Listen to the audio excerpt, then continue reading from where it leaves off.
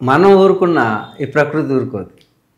కాబట్టి ప్రాకృతిక వైపరీత్యాల ద్వారా అయినా ఈ ఆనాటి పాషాండ మతాలు 700 ఏ విధంగా వచ్చినాయి ఈరోజు కూడా మన మార్కెట్లో చూస్తే రకరకాల స్వాములు, రకరకాల యోగులు, రకరకాల గురువులు వచ్చి ఉన్న ప్రజల్ని ఎవరు నిర్ణయించేటటువంటి అధికారం లేకుండా చేసేసి వాళ్ళ బుర్రలను పాడు చేసేసి ప్రాణాయామం అనేక రకాలుగా చెప్పేసి కుండలిని అనేటువంటిది ఏదో కుండలో విద్యలాగా చెప్పి మహానుభావులు ఋషులు అందరూ కూడా ఎన్నో సంవత్సరాలు తపస్సు చేసి సాధించినటువంటివి నెత్తిమే చేయట్టి అమ్మేస్తున్నారు.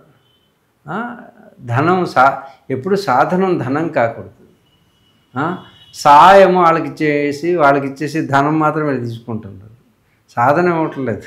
కాబట్టి ఇలాంటి వాళ్ళందరూ పుట్టుకొచ్చినప్పుడు ఇలాంటి విపత్కర పరిస్థితులు వస్తాయి. ప్రపంచ వినాశనానికి అధర్మం వృద్ధి చెందినప్పుడు, పాషాండ మతాలు పుట్టినప్పుడు అప్పుడు శివాంశ సంభూతుడైన వాడే జయించగలుగుతాడు. అలాగే శివాంశ సంభూతుడైనటువంటి ప్రధానమంత్రులు, రాష్ట్ర మంత్రులు ఎవరో గొప్ప వ్యక్తులు వస్తారు. దాంట్లో మోడీ కూడా కావచ్చు ఆ అంశలో. కాబట్టి లేకపోతే ఎవరో ఒకళ్ళు వచ్చి ఆ అంశ మీరు శంకరుల రూపంలో రావక్కర్లేదు. ఆ పిలక పెట్టుకుని ఆ గుండు కొట్టుకుని సన్యాసి అయ్యి రావక్కర్లేదు. ఒక ప్రధానమంత్రిగా రావచ్చు, ఒక ట్రంప్లా రావచ్చు, ఒక కంపులా రావచ్చు, ఒక రష్యన్ ప్రెసిడెంట్గా రావచ్చు. కాబట్టి ఇది సమాప్తి చేయాలంటే మీరు సమాప్తి చేయడం కూడా destruction is also a construction, right.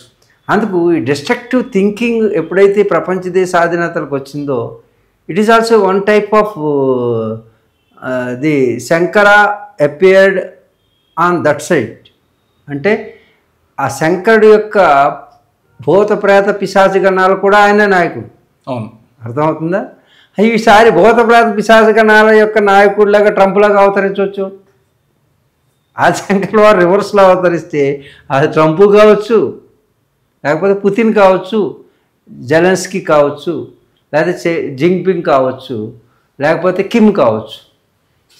ఈ రాక్షస ప్రవృత్తులు కనుక వాళ్ళ చేత డిస్ట్రక్ట్ చేయించవచ్చు. మీకు మీకు పాతాళ భువనేశ్వరం ఉంది హిమాలయాల్లో.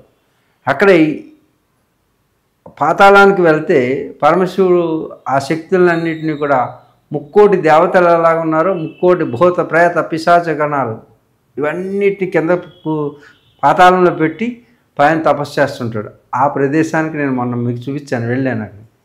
ఆ ప్రదేశంలో ఇవన్నీ కూడా మరి ఎందుకండి ఆయనకి అంటే ఆయన భూతనాథుడు. ఎవరికి? భూత ప్రేత పిశాచాలన్నిటికీ నాథుడు శివుడు. మరి ఎక్కడ చూస్తే జ్ఞానానికి అధినేత శంకర్ల వారిగా అవతరించి ఇది సాఫ్ట్ అనమాట. ఇప్పుడు కలియుగంలోనూ ఆయన ఆ టైంలో బుద్ధుడి టైంలో వచ్చారు కదా, 300 BCలో వచ్చారు. ఇప్పుడు మనకేంటి, మంచి మాటలు చెప్తే ఎవ్వరు వినరు. ఏంటి దుష్ట శిక్షణ శిష్ట రక్షణ. మీరు మంచి వాక్కుతో చెప్తే వినేవారు. మంచి మనిషికో మాట, గొడ్డుకో దెబ్బ. గొడ్డుని మించిపోయినటువంటి మనుషులు వచ్చారు. ఇక మాటకు వినరు, దెబ్బకు వినరు. ఒక బాంబు వేసాడు, అందుకు అలాంటి అవతారాన్ని సృష్టించబడుతుంది. ఆయన ఎందుకు ఇక ఎందుకు ఉండలేదు, ఆయన ఉండిపోవచ్చు కదా అంటే ఉంటే ఆయన కూడా అమ్మేస్తారు. అందుగురించి ఆయన ఎంతవరకు పనిచేయాలో అంతవరకు 32 సంవత్సరాలు. కాబట్టి 32 సంవత్సరాల్లో మొత్తం అన్ని పాషాణ మతాలని 700 పాషాణ మతాలని ఓడించి విద్వత్తటి శాస్త్రసమ్మతం చేసి షణ్మతాలని మాత్రమే యాక్సెప్ట్ చేశారు. షణ్మతాచార్యుడు 6 మతాలను సృష్టించాడు. మొట్టమొదటి ఉన్నటువంటి సౌర ఆరాధన అంటే సూర్య ఆరాధన. ఓకే, మొట్టమొదటిది అది సౌర మతం. ఇప్పుడు మేము ఆచరించేది సౌర మతం. తర్వాత గాణపత్యం, వైష్ణవు, శైవం, శాక్తేయం, అలాగే ఈ స్కందుడు అంటే వేలు అంటారు కదా మనకి తమిళనాడులో సుబ్రహ్మణ్య స్వామి. ఈ 6 మతాలని యాక్సెప్ట్ చేశారు. వాటిని వదిలి వెళ్ళారనమాట.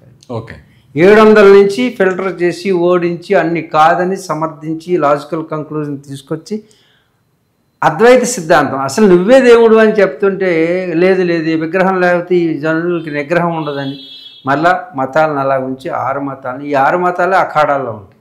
ఓకే, అఖాడాలు 14 అఖాడాల్లో ఈ 6 మతాలే ఉంటాయి, మిగతా ఉండవు. శంకర్లు ప్రతిష్ఠించిన 6 మతాలే ఈ యొక్క సనాతన ధర్మంలో మతం అంటే అభిమతాలు. మతం అంటే అభిమతాలు. నాకు విఘ్నేశ్వరుడు దేవుడు అన్నాడు. విఘ్నేశ్వరుడు దేవుడు, నాకు సూర్యుడు దేవుడు, నాకు అమ్మవారి దేవుడు, నాకు కార్తికేయుడే దేవుడు, నాకు పరమేశ్వరుడు విష్ణువు దేవుడు, నాకు శివుడు దేవుడు. ఆ పైన ఉన్న దేవుడు అంతా కామను, మిగతా పేర్లన్నీ వేరు. కాబట్టి దేవుడు ఒక్కడే, కానీ అనేక రూపాల్లో పేర్లతో పిలుచుకుంటున్నాం. సరే, ఒక్కడే దేవుడు అనేది ఈ యొక్క సనాతన ధర్మం. దాన్ని ప్రతిష్ఠించి ఆయన వెళ్ళిపోయారు. ఇప్పుడు మళ్ళా ఆయన వచ్చి ఎన్ని వందల సంవత్సరాలు అయింది, మళ్ళీ అదే సిచ్యువేషన్ మళ్ళీ ఇప్పుడు వచ్చింది. ఇప్పుడు వస్తే ఇప్పుడు ఆ అవతారం రాదు. ట్రంప్ అవతారం, కిమ్ అవతారం. ఎందుకంటే ఇప్పుడు అధర్మముని నిరోధించడానికి బుర్రలో వాడు అధర్మపరాయణే రావాలి. అంటే వజ్రం బిజ్జదే వజ్రం అంటారు. వజ్రాన్ని వజ్రంతో గొయ్యాలి. అందుకు మనం అనుకుంటున్నాం విలన్స్ అన్ని. అసలు జనమే విలన్స్ అయిపోయి భార్యని ఎలా చూసుకోవాలో భర్తకు తెలియదు, భర్తను ఎలా చూసుకోవాలో భార్యకి తెలియదు, అన్నను ఎలా చూసుకోవాలో తమ్ముడు తెలియదు, తమ్ముడు ఎలా చూసుకోవాలో అన్నకు తెలియదు. ఎందుకు? అధర్మం పెరిగిపోవడం వల్ల ఒకరికొకరు అనుమానించుకోవడం, ఒకరికొకరు విభేదాలు సృష్టించుకోవడం. ఇంకా భార్యాభర్తల బంధమే అలా అయిపోతే, తల్లిదండ్రులని రోడ్డు మీద పడేస్తుంటే, ఆస్తుల కోసం తన్నేసి చంపేస్తుంటే, పరాయి భర్త కోసం తన భర్తనే దిండి పెట్టి నొక్కేస్తుంటే చూస్తున్నాం. ఇవన్నీ కూడా ఎన్ని రకాలైన దారుణాలు జరుగుతున్నాయి. ఇంక ఇలాంటి వాళ్ళకి ఏం చేయాలో ఒక బాంబు వేసారు. అలాంటి ఆలోచన ఉన్నటువంటి అవతారాలు పుడతాయి. అదే ట్రంప్ కార్డు, అదే కిమ్ కార్డు, సిమ్ కార్డు కదా, Kim card, Kim card, Trump card, Putin card, అలాగే జింగ్పింగ్ కార్డు. ఈ కార్డులన్నీ కలిపి రేపు మన బోర్డులు లేపేస్తాయి. అదే ప్రపంచ యుద్ధం, మూడవ ప్రపంచ యుద్ధం అతి త్వరలో 2 సంవత్సరాల్లో మూడవ ప్రపంచ యుద్ధం రాబోతుంది. 2 సంవత్సరాలు సమాప్తి అయిపోవచ్చు. ఏది? అధర్మాన్ని పాటించేవాళ్ళు, సౌర యోగ సాధన చేసేవాళ్ళు, అలాగే ఈ షణ్మతాలని జాగ్రత్తగా అర్థం చేసుకుని ఆచరించేవాళ్ళు కొందరు మాత్రమే మిగులుతారు.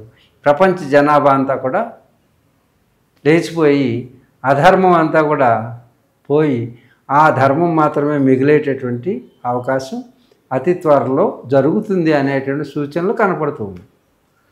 చాలా చాలా ధన్యవాదాలు బాబూజీ. ఎందుకంటే మీరు చెప్పింది కళ్ళ ముందు కనిపిస్తున్నట్టుంటుంది. జనాలకి వాస్తవం, ఇది వాస్తవం అని చెప్పే విధంగా ఉంటుంది. మీ విలువైన సమయాన్ని కేటాయించినందుకు చాలా కృతజ్ఞతలు. ఓం శాంతి శాంతి శాంతి. హరి ఓం తత్సత్. సమస్తలోకా సుఖినో భవంతు, సమస్తలోకా సుఖినో భవంతు, సమస్తలోకా చరాచర శ్రేయో భవంతు. ఓం శ్రీ గురుభ్యో నమః. హరి.